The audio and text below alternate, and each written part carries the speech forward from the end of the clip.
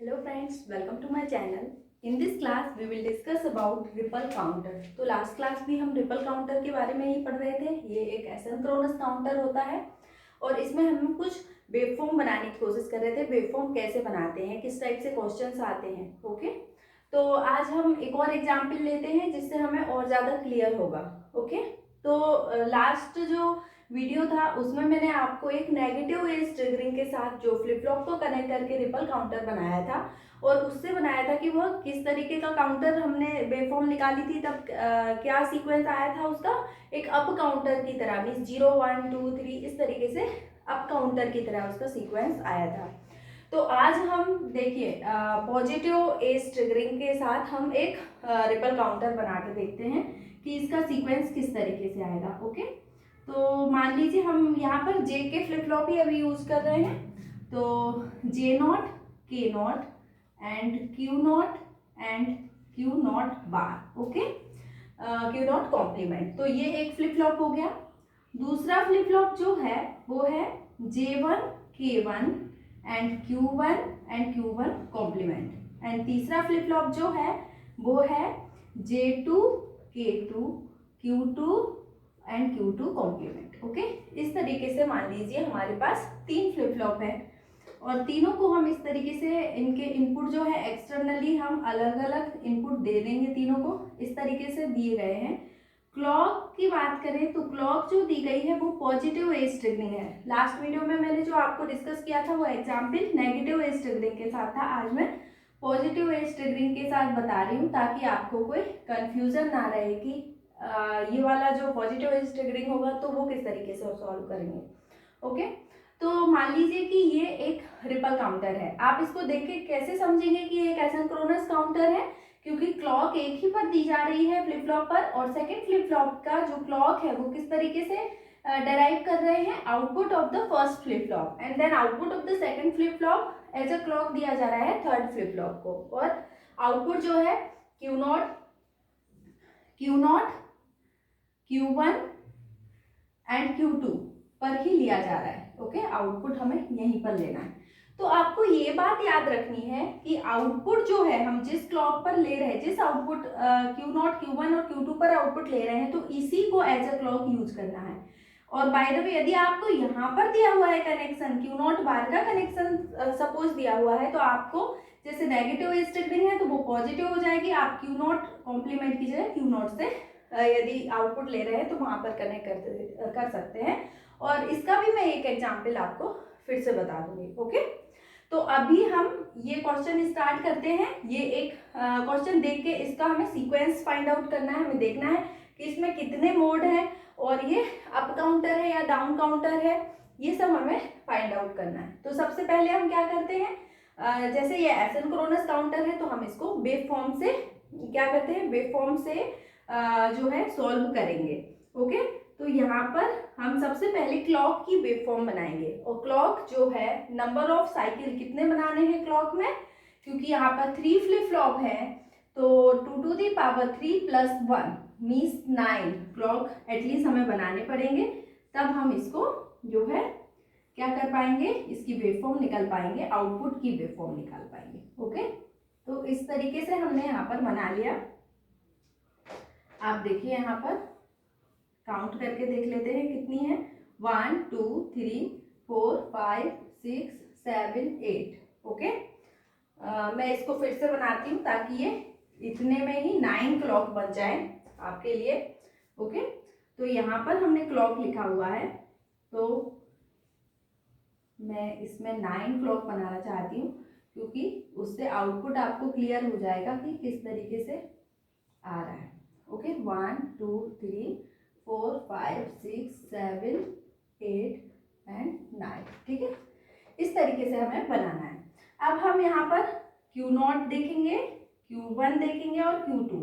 Okay, 3 values हमें यहाँ पर निकालनी है आउटपुट की। तो Q0 की वैल्यू क्या होगी, जब J और K दोनों का वैल्यू 1 है, तो जब आपने क्लॉक अप्लाई की और वो क्लॉक कैसी है, पॉजिटिव एज ट्रिगरिंग है, तो हमें क्या करना है, जब 0 से 1 की ओर जा रहे हैं हम, तो उस एज को हमें यहाँ पर मार्क कर देना है ताकि हम समझ में आए कि ये पॉजिटिव एज जैसे ही आएगी, उस पॉजिटिव एज पर क्या होगा, उस पॉजिटिव एज के आते ही आउटपुट जो है कॉम्प्लीमेंट हो जाएगा, क्योंकि ये इनवर्स कंडीशन में है, क्योंकि जे और के की वैल्यू 1 है। जब जे और के की वैल्यू 1 होती है तो फ्लिप फ्लॉप इनवर्स कंडीशन में होता है, मीन्स प्रीवियस स्टेट जो भी होती है उसको कॉम्प्लीमेंट कर देता है। ठीक है, तो हम Q0, Q1 और Q2 की प्रीवियस वैल्यू को 0 0 0 एज्यूम करके चलते हैं। ओके, आप कुछ भी एज्यूम कर सकते हैं, पर यहाँ पर फॉर सिंप्लिसिटी इजीली सॉल्व हो जाए क्वेश्चन, तो इसलिए हमें 0 0 0 एज्यूम कर लेना है। तो हमने 0 एज्यूम किया Q0 को, Q1 को और Q2 को। अब हमें क्या करना है, Q0 का वैल्यू क्या होगा, जब पॉजिटिव एज आएगी तो वो कॉम्प्लीमेंट कर देगा। तो यहाँ पर 0 था और जैसे ही पॉजिटिव एज आई तो इसने क्या कर दिया, इसको इन्वर्ट कर दिया। और ये कब तक रहेगा, जब तक नेक्स्ट पॉजिटिव एज नहीं आ रही, फिर ये इन्वर्ट कर देगा। तो इस तरीके से हमें Q0 की वेवफॉर्म मिल जाएगी। ओके, इस तरीके से आपको Q0 की वेवफॉर्म मिल गई। अब हमें क्या करना है, Q0 भी एज अ क्लॉक दिया गया है सेकेंड फ्लिप फ्लॉप को, वो भी पॉजिटिव एज ट्रिगरिंग के साथ। तो इसमें भी जो पॉजिटिव एज जहाँ जहाँ पर भी है 0 से 1 जहाँ पे जा रहा है, हम उसको क्या कर देंगे, 0 से 1 जहाँ पर भी जा रहा है उसको हम मार्क कर देंगे एरो से।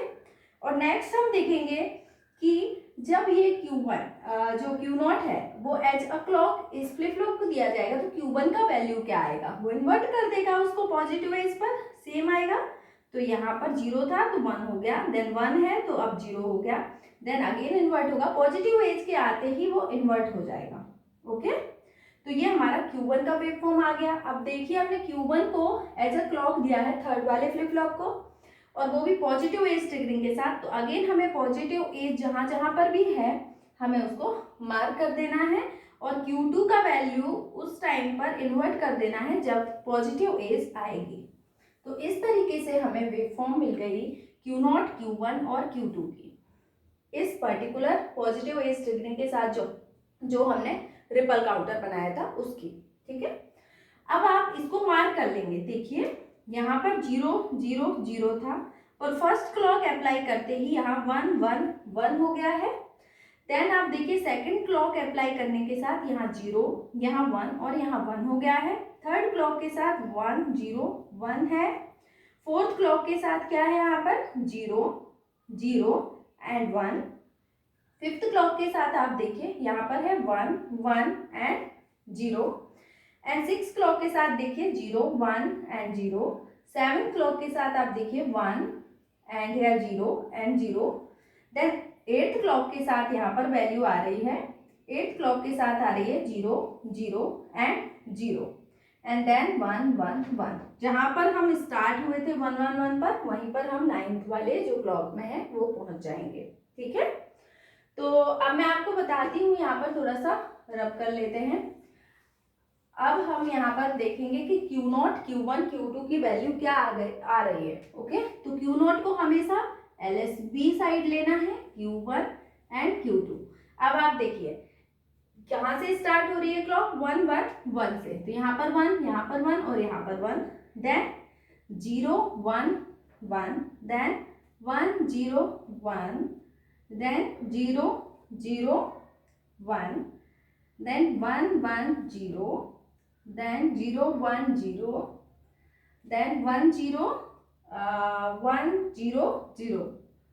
सो यहाँ पर 1 0 0 एंड देन यहाँ पर थोड़ा सा रब कर लेते हैं। अब यहाँ पर आपको समझ आ चुकी है ये वाली चीज। ओके, तो यहाँ पर आया 0 0 1, देन 0 0 0 एंड 1 1 1। मीन्स यहाँ पर 1 1 1 का वैल्यू क्या होता है, 7 होता है। ओके, 1 1 0 का 6, देन 5 4 3 2 1 0 एंड अगेन 7। तो हमें क्या मिल रहा है, हमें बैकवर्ड काउंटिंग मिल रही है। मीन 7, उसके बाद 6, उसके बाद 5, उसके बाद 4, उसके बाद 3, उसके बाद 2, उसके बाद 1, उसके बाद 0 एंड अगेन 7, और यही रिपीट होता रहेगा। तो इसका मतलब ये कौन सा काउंटर है, ये डाउन काउंटर है। और इसका मोड कितने हैं, नंबर ऑफ मोड या नंबर ऑफ स्टेट्स 8 है, क्योंकि 0 से 7 आप काउंट करोगे तो आपको 8 स्टेट्स मिलेंगे।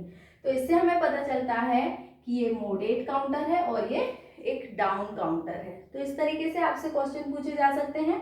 आपके पास फ्लिप फ्लॉप को कनेक्शन के साथ दिया जाएगा तो आपको क्या करनी है, पहले क्लॉक की वेव फॉर्म बनानी है, देन Q0, Q1 और Q2 की वेव फॉर्म बनानी है और उससे हमें ये वैल्यूज कैलकुलेट करनी है कि इसका सीक्वेंस क्या है और जहाँ पर रिपीट होने लगे वहां पर हमें रोक देना है।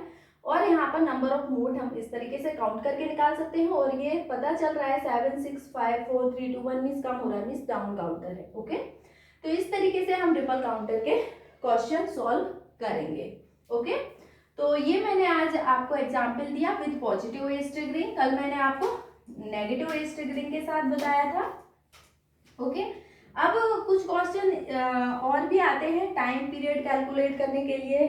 तो सपोज आपके पास कोई इस तरीके से यदि क्वेश्चन हो कि n बिट का कोई रिपल काउंटर है, ठीक है, n बिट का कोई रिपल काउंटर है और एक फ्लिप फ्लॉप का प्रोपेगेशन डिले जो है वो हम मान लेते हैं एक फ्लिप फ्लॉप के लिए स्मॉल t है। Okay, propagation delay for one flip flop यदि कुछ नैनो सेकेंड दिया हुआ है सपोज, तो आप सोचिए हमने जितने फ्लिप फ्लॉप, यदि n बिट का मतलब है कि n फ्लिप फ्लॉप कनेक्ट किए हुए हैं, तो जितने आप एसिंक्रोनस काउंटर में जितने आप फ्लिप फ्लॉप इस तरीके से कनेक्ट करेंगे, ओके, सपोज हमने 4 फ्लिप फ्लॉप कनेक्ट किए हैं, तो जो इसका प्रोपेगेशन डिले, एक फ्लिप फ्लॉप का प्रोपेगेशन डिले जो है स्मॉल t मान लेते हैं, इतना नैनो सेकेंड दिया हुआ है, तो इतने फ्लिप फ्लॉप के लिए कितना होगा n into TPD for flip flop. Okay, तो इस तरीके से आप टोटल टाइम पीरियड ऐसे कैलकुलेट कर सकते हैं। मीन्स ये इससे